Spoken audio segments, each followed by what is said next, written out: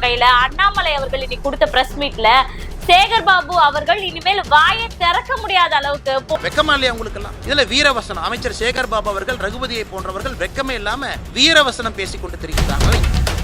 சிக்கந்தர் மலையில யாரு உட்காந்து கறி தின்னா? நாங்க தின்னமா? நவாஸ்கனி அவர்களுக்கும் மாணவி, அதாவது ஆசிரியரே பண்ணிருக்காங்கன்னா இந்த இடத்துல எப்படி ஒரு அவல நிலை அப்படின்னு பாருங்க. இரண்டு கட்சிகளுமே அரசியல் தான் செஞ்சிட்டு இருக்கே தவிர இது சுமூகத்திற்கான வழி அல்ல. இன்னொன்னு அண்ணாமலை அவர்கள் என்ன சொல்றாரு அப்படின்னா சில ஆதாரங்கள் சொல்றாரு.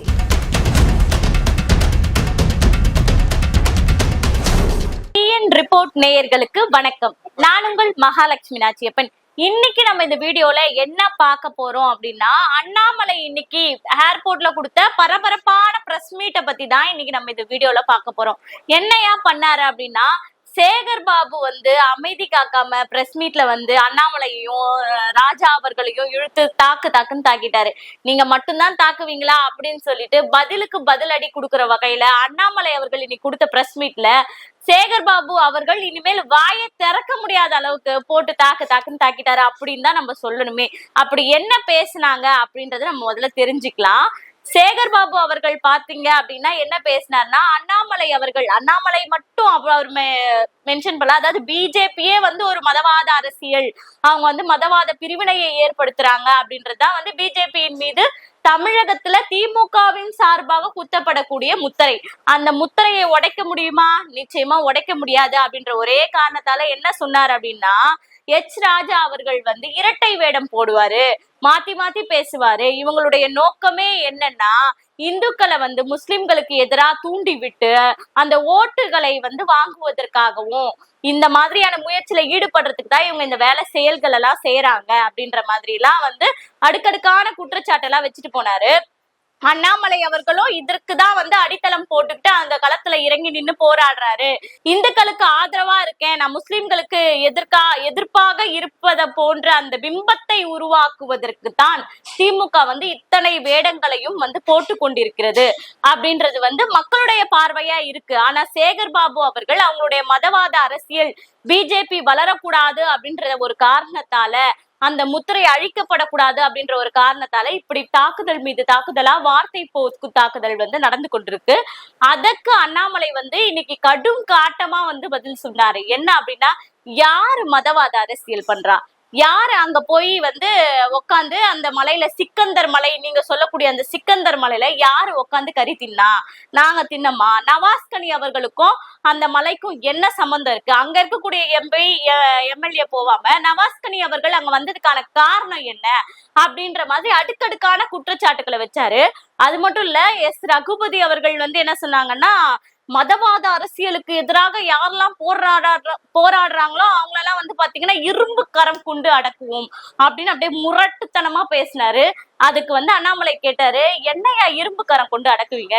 நாங்க என்ன பண்ணோம்? கற்பழிப்பு பண்ணோமா?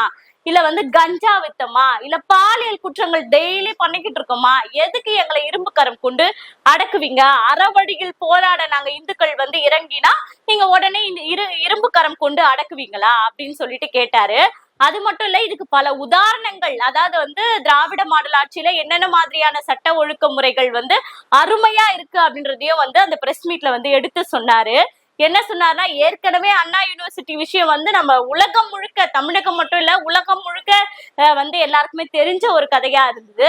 அதுவும் நேத்து பாத்தீங்கன்னா அந்த அசாம் மாநிலத்தை சேர்ந்த அந்த 16 வயது சிறுமி மீது பாலியல் வன்கொடுமை ஆட்டோல கடத்திட்டு போய் பண்ணாங்க.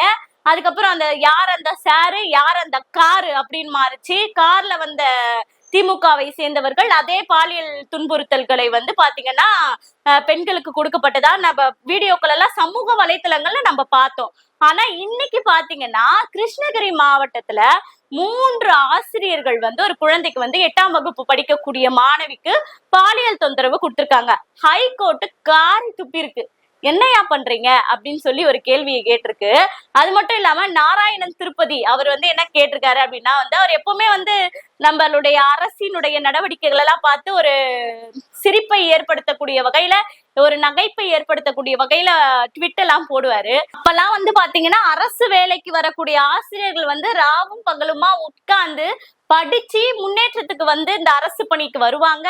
அப்படி வரக்கூடிய ஆசிரியர்கள் வந்து நம்மளை விட ஒரு படி மேலையா நம்மளுடைய பசங்களை எல்லாம் வந்து முன்னுக்கு கொண்டு வரணும் அப்படின்னு நினைப்பாங்க. ஆனா இப்ப இருக்கக்கூடிய ஆட்சியில எல்லாம் அப்படி நடக்கிறது கிடையாது. காசை வாங்கிட்டு லஞ்சம் ஊழல் அப்படின்ற பண்ணிக்கிட்டு அதுக்காக போஸ்டிங்க கொடுத்துடுறாங்க. அதனால ஆசிரியர்கள்லாம் வந்து இப்ப ரவுடித்தனம் பண்ணிட்டு இருக்காங்க அப்படின்ற மாதிரியான ஒரு காட்டமான பதிவை நகைக்கக்கூடிய வகையில வந்து அவர் ட்விட் போட்டாரு அப்படின்னே சொல்லணும். அதாவது நம்மளுடைய தமிழகத்துல வந்து எங்கோ ஒரு சில இடங்கள்ல வந்து பாலியல் குற்றங்கள் நடக்கலாம். அப்படி நடக்கும் போது இந்த திராவிட மாடல் ஆட்சியானது இரும்புக்கரம் கொண்டு அடக்குவோம் அப்படின்னுட்டு அமைச்சர்களும் சரி முதல்வரும் சரி நாளுக்கு நாள் பேசிட்டு தான் இருக்காங்க. இப்ப எங்கோ ஒரு இடங்கள் அப்படின்னு சொல்றதுக்கு பதிலா தினமும் ஒரு இஷ்யூகள் நடந்துகிட்டு தான் இருக்கு. நேத்து அந்த கிளாம்பாக்கம் இஷ்யூவா இருக்கட்டும், இன்னைக்கு அந்த 8ஆம் வகுப்பு படிக்கக்கூடிய மாணவி, அதாவது ஆசிரியரே பண்ணிருக்காங்கன்னா இந்த இடத்துல எப்படி ஒரு அவல நிலை அப்படின்னு பாருங்க. நம்ம எல்லாருமே வந்து ஒரு மனுஷங்க முன்னேறதுக்கு நம்ம போகக்கூடிய இடமே முதல்ல அடித்தளமே நமக்கு வந்து பள்ளிக்கூடம் தான். அந்த பள்ளிக்கூடத்துல இந்த மாதிரி பாலியல் வன்கொடுமைகள்லாம் நடக்கும் போது பெத்த பொண்ணுங்களை எப்படி தாங்கய்யா படிக்க அனுப்புவாங்க அப்படின்ற ஒரு கேள்வி மக்களிடையே இருக்கு இல்லையா? இதைதான் வெளிப்படுத்தக்கூடிய சூழ்நிலையில அண்ணாமலை அவர்கள் வந்து கேள்விகள் கேட்டாரு. அதாவது தொடர்ந்து பாலியல் நடக்குது, இதுக்கெல்லாம் உங்களுடைய இரும்பு கரம் எங்க போச்சு? 5 ஆண்டு சிறை தண்டனை எங்க போச்சு? இந்த சட்டங்கள் இயற்றதோட சரியா? சட்டசபையில வந்து அந்த மசோதா தாக்கல் பண்றதோட சரியா? அதோட நின்னுடுச்சா உங்க வேலை? அப்படின்ற மாதிரியான அடுக்கடுக்கான கேள்விகள் எல்லாம் வந்து அவரு வச்சிட்டு இருக்காரு. அதாவது பிஜேபி மதவாத அரசியல் அப்படின்னு சொல்லிட்டு திமுக வந்து ஒரு முத்திரை குத்துது அப்படின்னா, மோடி அவர்கள் எப்படி இத்தனை வருஷம் நல்லாட்சி பண்ணிட்டு இருக்காரு, தொடர்ந்து பிரதமர் ஆயிட்டு தானே இருக்காரு. வட மாநிலத்தில் இருக்கக்கூடிய மக்கள் அவரை நம்ப தானே செய்யறாங்க. அப்ப அங்க மதவாத அரசியல் நடக்குதா அப்படின்ற ஒரு கேள்வியும் அவர் முன் வச்சிருக்காரு. இப்ப என்ன அப்படின்னா, பிஜேபி என்றைக்குமே வந்து இந்துத்துவா கட்சி தான் அப்படின்ற அந்த நிலை அப்படியே இருக்கணும். மற்ற மாற்று கட்சியின் ஓட்டுகள் என்னைக்குமே வந்து பிஜேபிக்கு போயிடக்கூடாது அப்படின்ற நிலையை ஏற்படுத்துவதற்காக திமுகவை சேர்ந்தவர்கள் இந்த மாதிரி எல்லாம் செய்யறாங்க அப்படின்னுட்டு பல மக்கள் வந்து குற்றச்சாட்டுகளை வைக்கிறாங்க. ஆனா என்னதான் இந்த பித்தலாட்டம் தில்லு முள்ளெல்லாம் பண்ணாலும் பிஜேபியை ஃபர்ஸ்ட் இருந்ததை விட இப்ப பாத்தீங்கன்னா 11% வாக்கு வந்து பெற்று முன்னிலையில தான் இருக்கு. அடுத்து 2026ல பாத்தீங்கன்னா இதுக்கும் ஒரு படி மேலாதான் போகக்கூடிய அந்த வளர்ச்சி பாதையை நோக்கின பயணம் தான் வந்து பிஜேபியை பொறுத்தவரை நடந்துட்டு இருக்கு. அதுவும் குறிப்பா அண்ணாமலை அவர்களினுடைய பணி அப்படின்னு பார்த்தா ஒரு சிறப்பான பணியை தான் செஞ்சுட்டு இருக்காரு அப்படின்னு நம்ம சொல்லலாம். நேற்று பாத்தீங்கன்னா அவர் ஒரு எக்ஸ்பேஜ்ல என்ன போட்டிருக்காருன்னா, வேலுடன் இருக்கக்கூடிய ஒரு போட்டோவை வந்து எக்ஸ்பேஜ்ல போட்டாரு. இதெல்லாம் பார்த்த உடனே முருக பக்தர்களுக்கெல்லாம் வந்து பாத்தீங்கன்னா ரொம்ப மகிழ்ச்சி. என்ன அப்படின்னா வந்து நம்மளுடைய முருக கடவுள், அதாவது தமிழ் கடவுள், ஒரு இந்துத்துவ கடவுள் அப்படின்றத விட்டுடுங்க, ஒரு தமிழ் கடவுளுக்கான நீதியை கிடைப்பதற்கு ஒரு மாநில தலைவர் போராடுறாரு அப்படின்ற அந்த இதுவை பார்க்கும்போது மக்கள் முருக பக்தர்கள் எல்லாருமே வந்து மகிழ்ச்சியில தான் இருக்காங்க. ஆனா பத்திரிகையாளர்கள்லாம் இருக்காங்க இல்லையா, அரசியல் விமர்சகர்கள், பத்திரிகையாளர்கள்லாம் இவங்கெல்லாம் இருக்காங்க இல்லையா, இவங்கெல்லாம் என்ன சொல்ல வராங்கன்னா, இந்த மதவாதத்தை வைத்து பிஜேபியும் சரி திமுகவும் சரி இரண்டு கட்சிகளுமே அரசியல் தான் செஞ்சிட்டு இருக்கே தவிர இது சுமூகத்திற்கான வழி அல்ல அப்படின்றதுதான் வந்து பல மூத்த பத்திரிகையாளர்களும் சரி ஊடகங்களை சேர்ந்தவர்களும் சரி அரசியல் விமர்சகர்களும் சரி தங்களுடைய கருத்தை வந்து முன்வைக்கிறாங்க. அதாவது இந்துக்களும் சரி முஸ்லிமும் சரி எப்பவுமே ஒன்னா அண்ணன் தம்பி போலதான் நம்ம வந்து அந்த காலத்துல இருந்தே பழகிட்டு வந்திருக்கோம்.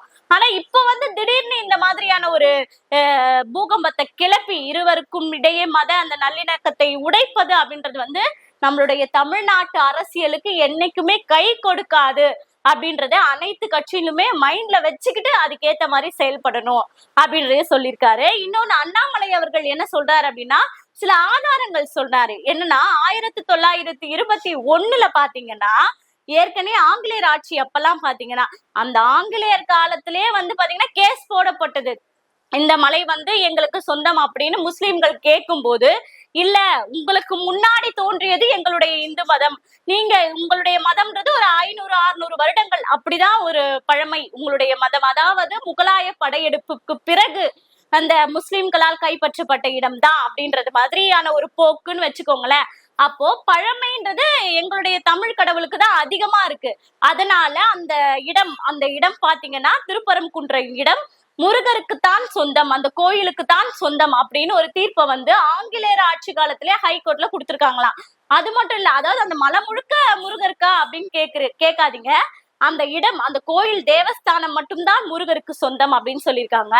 அங்கேயே ஏதாவது அரசு நிலங்கள் இருந்ததுன்னா அந்த அரசு நிலங்கள்ல அரசுக்கு தான் சொந்தம் அப்படின்றத சொல்லியிருக்காங்க.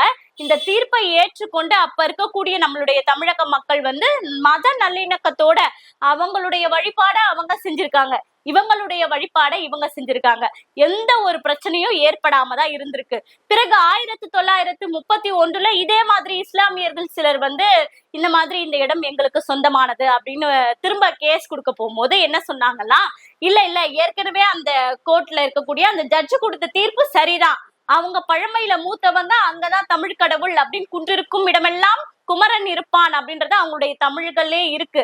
அப்படி இருக்கும்போது அவங்களுக்கு அந்த தேவஸ்தானம் அவங்களுக்கு சொந்தம், உங்களுடைய இடத்துல நீங்க வழிபடுங்க அப்படின்ற மாதிரி சுமூகமான ஒரு தீர்ப்பை தான் வந்து அன்னைக்கு வந்து நீதிமன்றம் வழங்கியிருக்கு. இப்ப நடக்கக்கூடிய சேகர் பாபு அவர்கள் சொன்னாரு 2023, 24 இதுல எல்லாம் கேஸ் நடந்துட்டு இருக்கு, தீர்ப்பு வரட்டும் அப்படின்னு சொல்லிட்டு சொன்னாரு. நிச்சயமா இப்பயும் ஹைகோர்ட் வந்து பாத்தீங்கன்னா எது உண்மையோ அந்த உண்மைக்கு ஏற்றவாறுதான் தீர்ப்பை கொடுக்கும் அப்படின்னுட்டு பிஜேபியை சேர்ந்தவர்களும் சரி, இந்துத்துவாவை சேர்ந்தவர்களும் சரி, மக்களும் சரி, ஆளக்கூடியவர்களும் சரி நம்பிதான் ஆக வேண்டும். அப்படி நம்பி அந்த தீர்ப்பின்படி நடந்து நல்ல வழியில் சென்றால்தான் தமிழகம் அமைதி பூங்காவாக இருக்கும் அப்படின்னு சொல்லிட்டு அண்ணாமலை அவர்கள் வந்து எல்லாருக்குமே ஒரு அட்வைஸ் கொடுத்தாரு அப்படின்னே சொல்லலாம். ஏற்கனவே வந்து அதிரடியா பத்திரிகையாளர்களுக்கு முதல்ல அட்வைஸ் கொடுத்திருக்காரு. அதுக்கப்புறம் முதல்வரை எடுத்து எப்ப பார்த்தாலும் சாட்டை அடி அப்படி இப்படின்லாம் நடத்தி ஒரு பூகம்பத்தை கலப்பினாரு. இப்ப வந்து பாத்தீங்கன்னா சேகர் பாபு அவர்களுக்கும் சட்டத்துறை அமைச்சர் ரகுபதி அவர்களுக்கும் வந்து வாய் திறக்க முடியாத அளவுக்கு வந்து ஒரு அட்வைஸ கொடுத்திருக்காரு.